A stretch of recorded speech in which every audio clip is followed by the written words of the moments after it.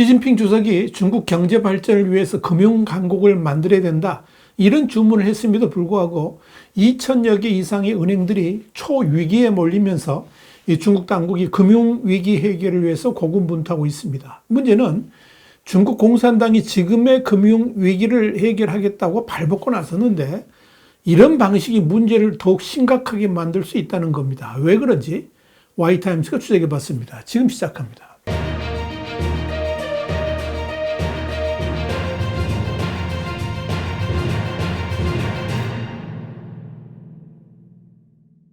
영국의 시사주간지인 이코노미스트는 현지 시간으로 4일 수많은 중국의 은행들이 사라지고 있다 그러면서 중국 당국은 문제가 있는 은행들을 처리하기 위해서 온갖 노력을 다하고 있다, 이렇게 보도를 했습니다.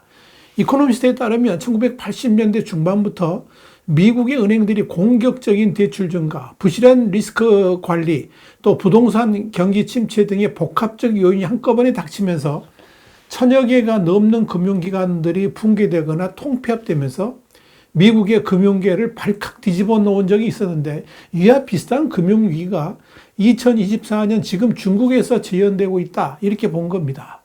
이코노미스트는 그동안에 중국 금융계에서 최근까지도 금융기관이 붕괴되거나 다른 은행과 합병 조치된 사례는 없었지만 최근 들어서 더 이상 버티지 못하는 금융기관들이 속출하면서 6월 마지막 주에만 40여 개의 중국 은행들이 다른 대형 은행에 통폐합되면서 간판을 내렸다고 설명했습니다. 그런데 눈여겨볼 것은 중국에서 금융위기가 한참일 때도 이렇게 많은 금융기관들이 사라진 적이 없었다는 겁니다. 사실 중국의 규제당국은 그동안에 이 금융업계의 부실이 확대될 조짐이 보이면서 다양한 개혁과 통폐합을 추진해왔습니다. 그러면서 지난 2019년 이후에 여러 중견 은행들이 무너졌고 심지어 국영 금융기관들마저 된소리를 맞았습니다. 그러나 지금 중국 당국을 정말 곤혹스럽게 만드는 것은 중국의 농어촌에 광범위하게 퍼져 있는 소규모 지방은행들입니다. 이들 은행들은 중국의 서민들을 대상으로 영업을 해왔기 때문에 이들 은행의 부실 문제는 곧바로 수많은 중국 인민들의 삶에 직격탄을 날 수 있습니다. 이코노미스트에 따르면 중국 시골에는 약 3,800개의 소규모 은행이 있습니다. 이들 은행들의 자산은 전체 은행 시스템의 13%인 55조 위안, 그러니까 1경 424조 원에 달하는데 이들 은행들이 오랫동안 부실 대출을 양산하는 등 경영을 잘못해왔다는 겁니다. 특히 중국에서 부동산 붐이 일었을 때는 지방정부와 결탁해가지고 시중은행보다 더 많은 이자를 준다는 조건으로 서민들의 자금을 끌어모았고, 이들 은행들은 이 자금을 바탕으로 다시 부동산에 재투자를 하는 등 몸집 불리기를 주업으로 해왔습니다. 그런데 중국의 부동산 위기가 닥치면서 이들 대부분의 은행들이 이 부동산 개발업체와 지방정부에 대출해줬던 자금들이 완전히 묶이거나 부실화되면서 사실상 생존의 위기까지 몰리게 된 겁니다. 실제로 일부 금융기관들의 부실 대출 비율이 무려 40%를 넘는 곳들도 속출하고 있다는 보고도 나왔습니다. 이 정도면 파산이죠. 중요한 건 이런 농어촌 지역의 소규모 은행들의 원래 설립 목적은 중국의 가난한 지역에 있는 중소기업들을 지원하기 위함이었다는 겁니다. 그런데 이들 은행들이 부동산을 통해서 수입이 급신장을 하니까 차츰 부동산을 통한 재산 불리기에 집중하면서 원래의 설립 목적도 사라졌고, 동시에 서민들의 자금을 끌어모았다가 사실상의 파산으로 지급불능 상태가 벌어지면서 예금주들의 집단적 시위로 발전하는 경우들이 생겨나기 시작한 겁니다. 지난 2022년 7월 10일 허난성 정조에서는 약 1,000명의 사람들이 모여서 지방은행에 동결된 수백만 위안의 예금 지급을 요구하는 사태가 발생했습니다. 이들이 결국 집단적 시위로 나서게 된 것은 이 지방은행의 부실 운영에 대해서 중국 당국도 손을 놓고 있어서 그런 겁니다. 앞서 지난 2022년 4월 중국 전역의 수십만 명의 사람들은 허난성에 있는 4곳 지역은행에 예치한 그들의 돈을 찾으려고 했습니다. 그러나 이들 4개 은행의 지분을 보유한 허난 신차이프 그룹이 온라인 금융 플랫폼을 통해서 공적 자금을 불법적으로 유치하기 위해서 은행 직원과 공모했다는 주장에 대한 조사가 시작되면서 계좌가 동결돼 버렸습니다. 이에 대해서 중국 언론은 지난 2022년 6월 신차이프 그룹의 실소유자인 루이가 다수의 농촌은행을 통제해서 최종적으로 수백만 명의 예금 400억 위안, 한 7조 7천억 원이 사라지게 됐다. 이렇게 보도한 바 있습니다. 로이터 통신은 세계은행에서 동결된 자금만 15억 달러, 한 1조 9천억 원이다. 이렇게 보도를 했습니다. 이와 관련해서 홍콩의 사우스차이나 모닝포스트는 이날 새벽부터 몰려든 예금주들은 은행 앞에서 예금도 인권도 없다. 우리는 허난 정부의 부패와 범죄에 반대한다. 이런 현수막을 들었습니다. 또 허난은행은 내 돈을 돌려달라. 리커창 총리는 허난성을 조사하라. 이런 구호를 외치기도 했습니다. 하지만 시위가 시작된 지 불과 몇 분 후에 하얀 셔츠와 검정색 바지를 입은 남성들이 현장을 에워쌌습니다. 당국이 영역 인원을 동원해서 강제 해산에 나선 겁니다. 반면 제복을 입은 경찰은 현장에서 떨어져서 그저 구경만 하고 있었습니다. 결국 이들은 버스로 끌려갔고 집으로 보내지기 전에 도시 여러 곳에 보내졌다. 이렇게 사우스차이나 모닝포스트는 설명을 했습니다. 문제는 이렇게 상황이 심각함에도 중국 정부가 국가적 차원에서 개입하기도 어렵다는 겁니다. 자칫 부실, 구조조정 또는 통폐합에 나서게 되면 그런 작업이 착수됨과 동시에 금방 소문이 나면서 뱅크런으로 이어질 수 있기 때문입니다. 그렇게 되면 금융 혼란을 걷잡을 수 없게 되겠죠. 한 가지 해결책이 있긴 합니다. 꾸준하게 자본 확충을 지원하면서 스스로 재정 위기에서 벗어날 수 있도록 돕는 겁니다. 그래서 지방정부들은 특수목적 채권을 발행해가지고 은행 구제 같은 다양한 용도로 사용을 하고 있습니다. 실제로 작년에는 이 지방은행의 위험 가중자산의 1%에 해당되는 2,180억 위안, 한 41조 3,300억 원이 지원됐습니다. 특히 심각한 금융기관에는 더 많은 자금이 집중 지원되기도 했지만 그런 지원으로 말미암아 금융기관의 상황이 나아진 건 없고 그저 생명을 근근히 연장할 수 있는 그런 수준으로만 지연 조치를 했다고 보면 좋을 겁니다. 특히 대표적으로 최근에 사라진 40개 금융기관 중에 36개의 부실 금융기관들이 몰려있는 랴오닝성의 경우에는 문제은행들을 일단 부실은행을 수용하기 위해서 설립된 랴오닝 농촌상업은행이라는 새로운 대출협동조합에 흡수시켰습니다.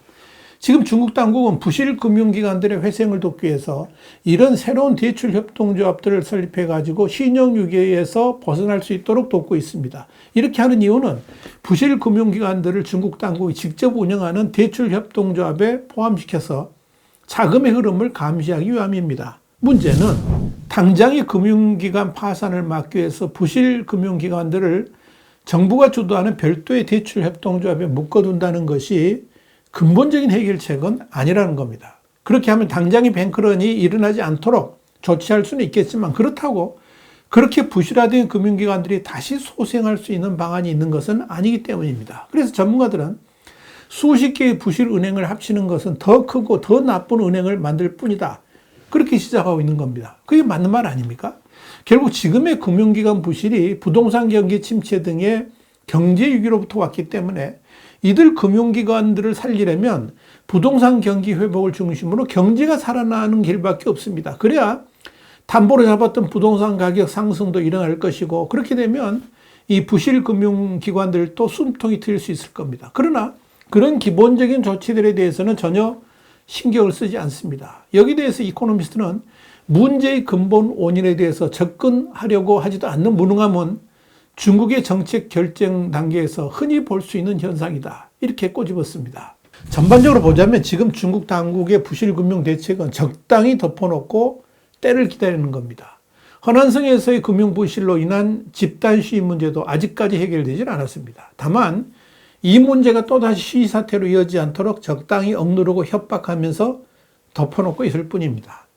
그런데 진짜 문제는 이런 금융 부실이 앞으로 더 심각해질 가능성이 있다는 겁니다. 이유는 간단합니다. 시진핑 주석이 3개 접어들면서 중국의 모든 금융기관들에 대한 관리 감독을 중국 공산당이 직접 하도록 조치를 했습니다. 이에 따라서 중국의 금융기관 관련 모든 정책은 공산당이 직접 지휘하고 관리하도록 됩니다. 그렇다고 이들이 전문가 집단으로 이루어진 것도 아닙니다. 시진핑의 생각은 단순합니다. 금융기관은 국가의 돈줄이니까 공산당이 직접 관리해야 된다는 겁니다. 그런데 공산당이 금융위원회를 직접 관리한다는 것이 어떤 문제를 유발하게 될지 보지 않아도 뻔합니다. 사우스차이나 모닝포스트는 지난 4월 4일 중국이 461조 위안, 그러니까 85경 9천조 원에 달하는 자국 금융을 수익성보다는 지속가능한 성장 발전 등 국가 목표 달성을 위해 집행할 것이다. 그렇게 말하면서 중국 공산당 산하 최고 경제정책 결정기구인 중앙재정경제위원회는 차금의 중국 금융이 장기 침체에 빠진 부동산 시장과 부채에 눌린 지방정부의 자금 조달과 같은 시스템적 위험을 완화하는 동시에 국가의 경제 성장을 뒷받침해야 되는데도 그렇지 못한 게 현실이어서 재편이 필요하다. 그렇게 강조했다고 밝혔습니다. 그러면서 중앙재정경제위원회는 구체적으로 미국 월가 스타일의 관행을 억제하고 수익성보다는 금융 시스템의 최우선 가치인 기능성을 지향할 것이다. 이렇게 주장했습니다.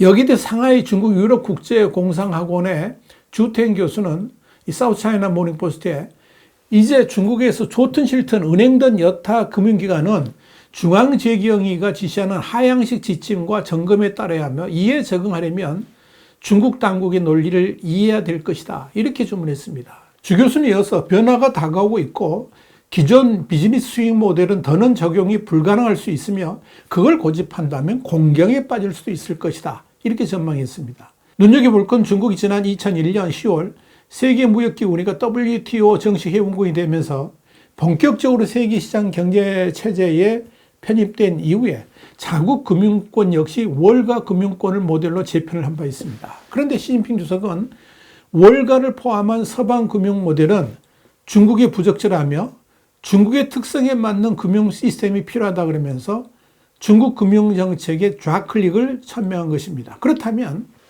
당장의 외국 자본들이 중국을 더 이상 믿지 못하게 될 것이고 당연히 탈중국 현상을 부채질하게 될 것입니다. 이미 그런 일들이 벌어지고 있죠. 문제는 그런 좌클릭 금융 정책이 과연 중국 경제를 더 살찌게 할 수 있겠는가? 이런 근본적인 질문에 부딪히게 됩니다. 답은 no입니다. 그렇다면 앞으로 중국의 금융기관들이 어떻게 흘러갈지 보지 않아도 뻔합니다. 당연히 이 금융기관의 부실은 더욱 심해질 것이고 이로 인해서 중국의 금융기관에 자산을 넣어뒀던 인민들의 울부짖음은 더욱 커질 것입니다. 그런 사태는 이미 예견되고 있습니다. 그래서 중국은 지금 백척간두에 서 있다. 이렇게 말을 하는 것입니다. 지금까지 국제정세 분석의 진심인 남자 주북이었습니다. 감사합니다.